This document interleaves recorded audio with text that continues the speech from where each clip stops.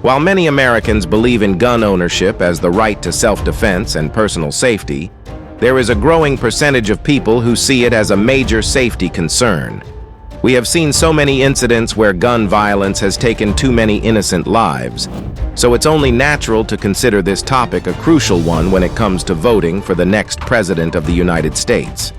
People have to consider the stance of each candidate on managing this major issue and how they aim to resolve it if they take the president's seat. In this video, we will explore everything you need to know about the gun control policy ideas the next presidential candidates have proposed. I'm sure the video will help you understand the facts and hopefully choose wisely. Let's begin. The firearm culture development in the U.S.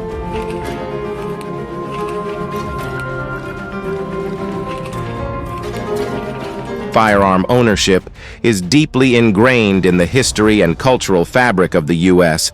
and has become a defining aspect of American life. But how did it become a common thing after all? The answer can be traced back to the early days of colonization, where settlers relied on firearms for survival and defense against indigenous populations and wildlife. All of it is in Big Jim Land. The Revolutionary War further solidified the cultural significance of firearms, as they played a pivotal role in securing the nation's independence, and the right to keep and bear arms was written into the Constitution in 1791 as the Second Amendment. We will talk more about how the Second Amendment has been a bone of contention among the 2024 presidential candidates later. The idea of arm-bearing continued through the Civil War and movies, and you have to agree that movies and stories about the Wild West also played a part, showing that having a gun was part of being an American. Today, because of this history, many Americans see having a gun as a normal thing to do. Almost 2/3 of people in the U.S. either have a gun or are thinking about getting one. But owning a potentially dangerous item is one thing, and using it is a whole other. The top reason for gun ownership remains protection, but American history is littered with proof that gun violence has been the cause of thousands of deaths and injuries in the country. This graph is only on the rise, and in fact, according to research, there are more guns in the country than the total population. This fact also ranks the U.S. as the topmost country for civilian firearms per 100 population. If you tell this fact to any foreign person, they will definitely feel worried because the presence of this many firearms means easy access and availability, and so there's bound to be incidents involving shooting. Not everyone is careful about using a gun, and that's when we get to hear tragic stories about mass shootings. If we talk about 2023 only, more than 35,000 people have died as a result of gun violence in the U.S. That's close to 120 people a day. The major states that witnessed these shootings are Texas, California, Florida, Georgia, North Carolina, Illinois, and Louisiana. The fact that states that have a ban on carrying of firearms are also on the list means that even if the state doesn't allow carrying a gun openly, it hasn't worked for limiting the violence. The U.S. gun market is the biggest in the world by far. Gun sales across the United States have reached record highs. Leadership and their stance on gun control. The leaders of the country have long had mixed opinions about gun control. And with the next presidential elections coming up next year, we are seeing the same trend. Last time around, in the 2016 presidential election, both Joe Biden and Donald Trump held distinct stances on gun control. Donald Trump, the Republican candidate, aligned with a more conservative approach, emphasizing the protection of Second Amendment rights. He advocated for expanding concealed carry permits, supporting the National Rifle Association, NRA, and opposing stricter background checks.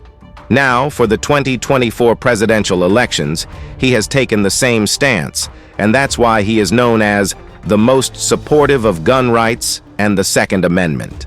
He has frequently argued after mass shootings that it's not firearms that are responsible for such tragedies but mental health issues. This has gained him tons of criticism, and to be honest, only 4% of violent gun crimes are committed by people suffering from any mental issues or illnesses. According to him, if he's given a second chance, he would refrain from implementing any new restrictions on gun ownership. President Joe Biden, the Democratic nominee, adopted a more progressive stance, advocating for comprehensive gun control measures in 2016. Biden proposed enhanced background checks, closing loopholes in existing laws, banning assault weapons, and limiting high-capacity magazines. He also expressed support for research into gun violence as a public health issue. After the Supreme Court struck down New York's law of carrying concealed handguns in public without a proper cause, he was disappointed by the ruling and said, "This ruling contradicts both common sense and the Constitution and should deeply trouble us all." I am disappointed in the Supreme Court gun decision. He also said, "In the wake of the horrific attacks in Buffalo and Uvalde, as well as the daily acts of gun violence that do not make national headlines, we must do more as a society, not less, to protect our fellow Americans." He said in a statement that he is committed to doing everything in his power to reduce gun violence and make our communities safer. As he is running for a second time as the Democratic candidate, he has pushed for heightened gun safety measures.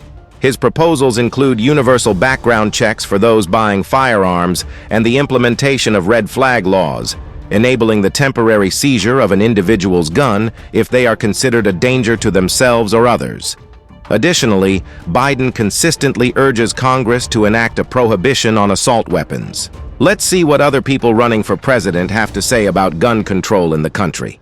Marianne Williamson, a Democratic candidate, advocates for banning assault rifles and expanding federal background checks. Meanwhile, Republican Governor Ron DeSantis is aligned with a strong defense of the Second Amendment and has signed a legislation in Florida to allow concealed carry without a permit. On the Republican side, Nikki Haley and Vivek Ramaswamy share skepticism toward gun restrictions. Haley, a former South Carolina governor and U.S. ambassador, opposes red flag laws, expressing distrust in government implementation. Vivek Ramaswamy, a Republican of Indian descent, sees the Second Amendment as foundational and opposes the removal of guns from law-abiding citizens. He has a similar perspective to Donald Trump and emphasizes the removal of mentally ill individuals from communities. Former Vice President Mike Pence, another Republican, emphasizes swift federal penalties for mass shooters and advocates for armed guards in every school. Former Governor Chris Christie is although supportive of gun control legislation and has emphasized on the importance of mental health over outright banning of guns. Similarly, former Arkansas Governor Asa Hutchinson, while opposing an assault weapons ban, favors arming schools with a safety guard and expanding mental health resources. Despite belonging to different political parties, the candidates share similar views. They all agree on things like the importance of mental health solutions, being cautious about government involvement, and supporting the idea of having armed guards in schools. Even though they may have different backgrounds, their common ground shows that the topic of gun control is not simple and involves many different factors and ideas. As we get ready to vote in the upcoming elections, the American people have a big responsibility on their shoulders. They have to look for candidates who care about making things safer. Keep an eye out for what a candidate has to say about controlling and eradicating gun violence and what steps they promise to take if they get the chance. It's important to find a balance between everyone's rights and keeping our communities safe. Your vote can make a difference, so choose wisely for a safer future. So folks, when it's an individual's right to own safety equipment, it is also crucial that gun laws are made and implemented by the state to keep the citizens safe. I hope you make your decision for the coming elections only after giving careful thought to each candidate's perspectives about managing the firearm issue in the U.S. Let's hope for a better and safer society for each individual. What's your take on this hot topic? Tell us in the comment section. If you liked the video, please hit the like button and subscribe to the channel for more informative videos. Thanks for watching, everybody, and we will see you in another video very soon.